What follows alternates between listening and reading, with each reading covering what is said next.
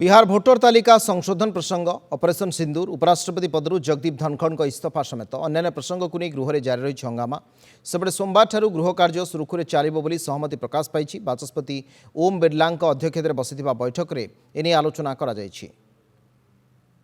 संसद सत्र शुरू होने से पहले कांग्रेस पार्टी और कई दलों ने लिख करके अनुरोध किया था कि पहलगाम में आतंकवादी हमला और ऑपरेशन सिंदूर को लेकर के पार्लियामेंट में चर्चा होनी चाहिए। पार्लियामेंट शुरू होते ही हमने सरकार की ओर से साफ शब्दों में कहा कि हम चर्चा के लिए तैयार हैं। विपक्ष की ओर से पहले दिन से हंगामा शुरू कर दिया और नियम के विरुद्ध तकिया लेकर के पोस्टर बैनर लेकर के संसद के अंदर और संसद के बाहर प्रदर्शन किया और सदन को चलने नहीं दिया। सदन के नियमों में बहुत से प्रावधान हैं, जिस प्रावधानों के द्वारा आप चुनावी प्रक्रिया पर चर्चा सदन के अंदर कर सकते हैं और किसी मंत्री या किसी मंत्रालय का दायित्व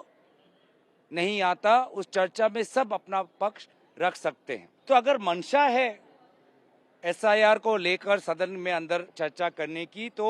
नियमों के तहत हो सकती है, और अगर मंशा नहीं है, वोट चोरी करनी है और चोरों की तरह चोरी छुपानी ही है, तो विभिन्न तकनीकों के द्वारा आप अपने जिम्मेवारी से पीछे भी हट सकते हैं। जब छठ वगैरह कोई फेस्टिवल होता है तो किस तरह से बसों में और ट्रेन में लद कर लोग बिहार पहुंचते हैं। अभी इधर आपने कहीं देखा कि इस दौरान लोग घर आए या कुछ जो जांच हो रही है उसमें वेरिफिकेशन और इस सब के लिए क्या उनसे संपर्क किया गया? कहीं से ऐसी सूचना नहीं आई कि चुनाव आयोग ने जो बाहर रह रहे हैं बिहारियों के साथ कोई संपर्क किया उस तरह से। और बिहार में आज हो रहा है, कल झारखंड में या महाराष्ट्र में या कहीं और होगा, तो सभी के लिए ये बहुत चिंता का विषय हो गया, इसीलिए विरोध प्रदर्शन हो रहा है। ये जैसा हमारे माननीय राहुल गांधी कहते हैं, लीडर ऑफ द ऑपोजिशन, ये वोट की लूट या वोटों की चोरी ये जो हो रही है, जैसे महाराष्ट्र में हुआ, अब उनको आइडिया आया है कि बिहार में उनकी हालत बहुत खराब है एनडीए की,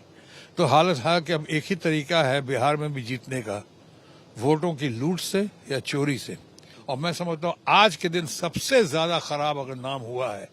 तो उनकी अपनी हरकतों की वजह से इलेक्शन कमीशन का और इलेक्शन कमिश्नर का, इसको ठीक करने की आवश्यकता है।